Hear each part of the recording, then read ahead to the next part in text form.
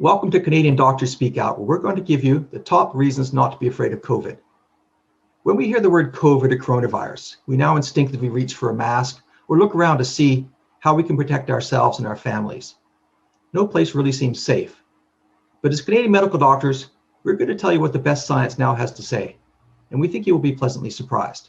On the TV, we hear cases, which would frighten anyone, but cases are not necessarily symptomatic people, and the vast majority have few or really no symptoms of being sick. They just have a positive PCR swab test. Research now shows that the PCR test is practically worthless. Only 3% of patients with a positive test actually have the COVID virus. People have died, yes, that's true, but using case numbers gives a false picture of what is really going on. Here's a graph showing the COVID cases reported each week in Canada.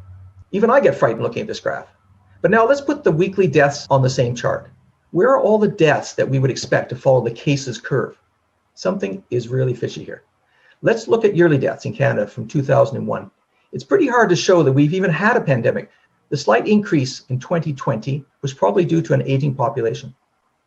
But aren't hospital intensive care units overloaded with COVID patients? If we look at the Ontario Intensive Care Unit data, there are fewer patients in the ICU in 2020 than in each of the previous 3 years. The CDC's own data compares COVID to seasonal flu. In children, COVID illness is so mild, their death rate is statistically 0. For people under 50, the infection survival rate is greater than 99.98%. And for those over 70, it is 94.6%. And that is without any early treatment whatsoever, like vitamin D or vitamin C. So if you're young, you really don't have anything to worry about.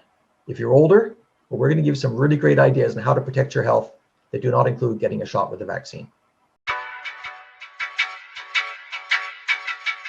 So back in April, we knew so little about COVID, and this led us to take a lot of extra precautions, including adopting the idea that healthy people can spread disease. This is known as asymptomatic spread, and that's a very scary thought. Now, however, over 10 million cases have been studied, and evidence is rapidly emerging both from Wuhan and the University of Florida, showing that asymptomatic and pre-symptomatic spread are negligible to non-existent. This is a game changer.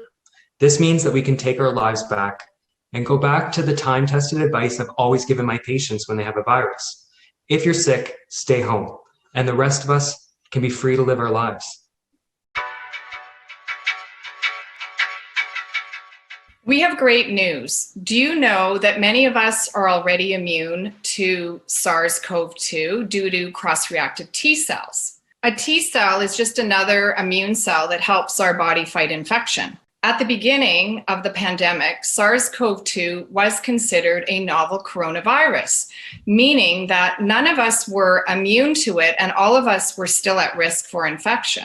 However, immunologists and virologists worldwide have studied and found that 30 to 50% of people already have pre-existing immunity to SARS-CoV-2 from pre-existing circulating T cells. This pre-existing immunity is due to prior exposure from other coronaviruses, such as the common cold. So the problem is with testing for COVID immunity is most of the tests are serum antibody tests, but this doesn't look at our T cell response. And antibody levels decline over time, but we still have our T cells to protect us. Many of us are more protected than we realize from COVID from our T cells. This is exciting news because we are closer to herd immunity than we realize. We have heard a lot about how children are COVID super spreaders. Terrified, we have shut down our schools, covered our children's beautiful faces with masks, and stopped them from playing with one another. Many teachers are too scared to even step foot into a classroom. But the science shows that none of this is warranted. If children do get COVID-19, they might not even show any symptoms. And if they do, they're usually mild, and they're not the drivers of the pandemic. Epidemiological data shows that the disease follows a much milder course in children compared to adults. Since the pandemic began, only 4 people under the age of 19 have died with COVID in all of Canada. That's 4 out of 8 million children and teenagers. By comparison, 10 children died of influenza in the 2018 to 2019 flu season. influenza has killed more children annually than COVID-19. An overwhelming number of peer-reviewed studies now show children, especially those under the age of 10, are not a significant factor in the transmission of COVID. Studies in the UK, Australia, Switzerland, France, and Norway have shown that there is minimal child-to-child and child-to-adult transmission in schools. A study in The Lancet also showed that closing schools was never medically warranted. A German study of parents and their children showed that parents are way more likely to infect their children rather than the other way around. When we look at the large and growing body of scientific evidence, we can put the fear behind us and let our children be children again. They can go to school, play, be with their friends, and do the things they love. It's time we give our children their life and childhood back. I am not afraid of this coronavirus, and you do not need to be afraid either. We've evolved with these respiratory viruses over thousands and thousands of years, and we've developed a highly intelligent and very sophisticated immune system. We support and strengthen our immune system when we eat nutritious food, when we engage in physical activity, when we spend time in nature and feel supported by life. Vitamin D is a critical nutrient for our immune system. When we supplement with vitamin C, with zinc, with magnesium, our immune system is primed and ready to go. In spite of suboptimal diets and widespread vitamin D deficiencies, most people who encounter the coronavirus do not require hospitalizations, but are able to manage their symptoms at home. I myself had COVID-19 11 months ago, and I responded to the early viral symptoms the way I always do. I took vitamin D, 60,000 international units each day until the symptoms were gone. It took 2 days. The fact that I am here talking to you is proof that our bodies know what to do.